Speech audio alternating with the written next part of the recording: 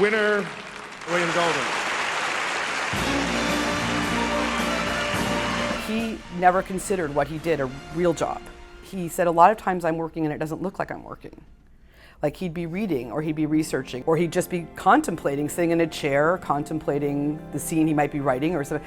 But that was part of his process. My father, he was a combination of egocentric and humble.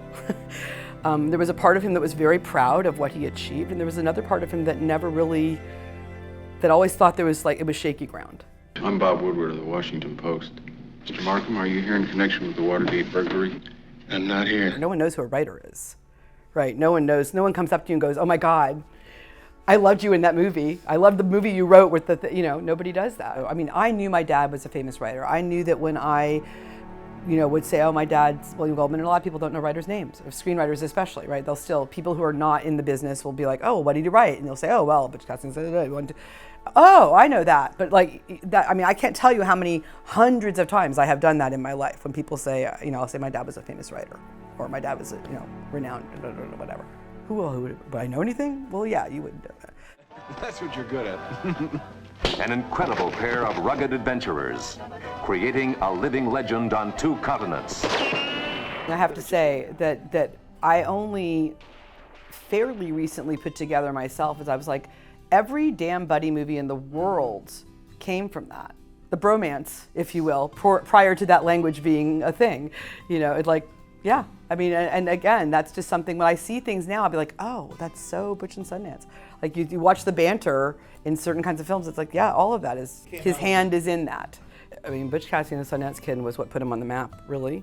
When he was nominated for Butch Cassidy for Best Screenplay, he didn't even go. The winner is William Goldman for Butch Cassidy. He did not expect to win. Revenge. My name is Inigo Montoya. You killed my father. Prepare to die.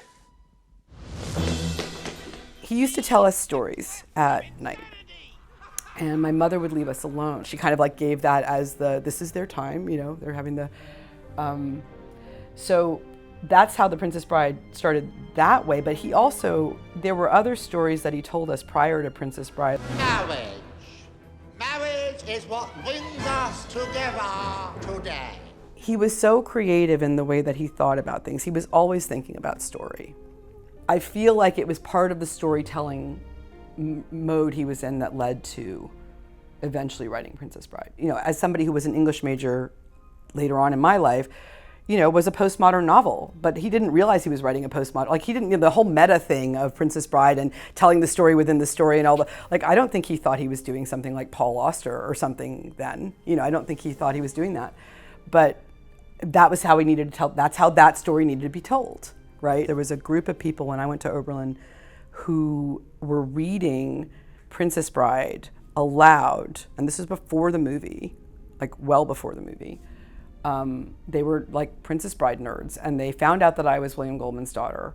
And every day when I would walk into the South Hall to go get my salami sandwich for lunch, they would say, "Oh, we're up to the fire swamp," where they would always tell me where they were in the reading of the book. And it was very sweet. It wasn't as huge a hit as it has become a cult classic subsequently. I mean, its longevity and its beloved quality in so many people's lives now is one of those things that still kind of surprises me from time to time. It's just like, oh, you did your wedding vows and you had the guy do the marriage thing, and it's fascinating to me.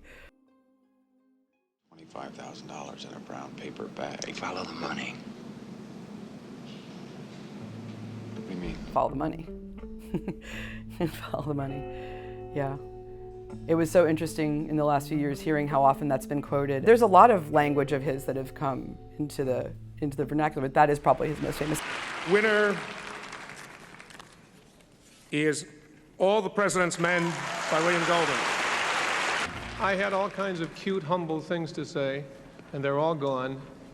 Somebody ought to...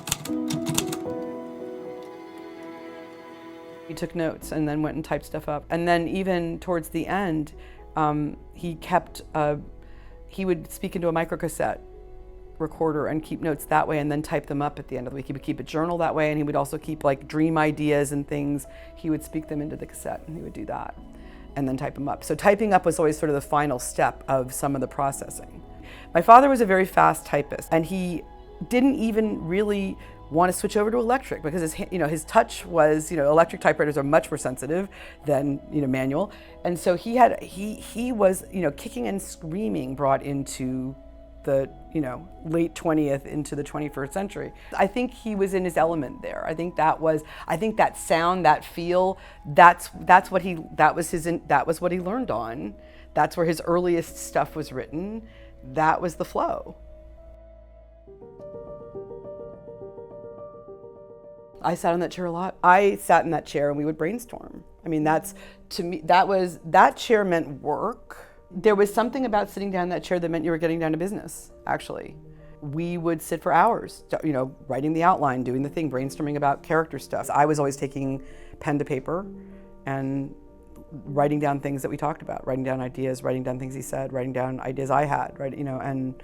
And then taking it away and reconstructing and sending him a draft to look at later. He was incredibly gifted at being direct and at telling the story exactly the way he wanted to tell it, in the voice he wanted to tell it in. That is exactly what he wanted to do, and he did it.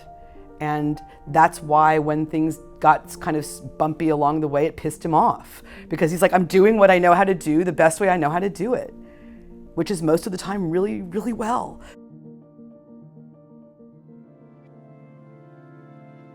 There were many people who were huge fans of his, and on some level he knew that.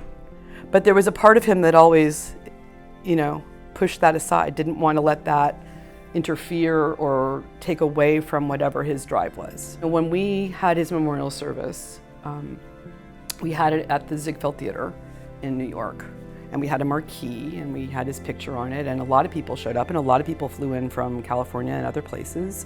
He would have been amazed at the people who turned out, and I believe that's true. I believe he did not know how many lives he touched. I really believe that.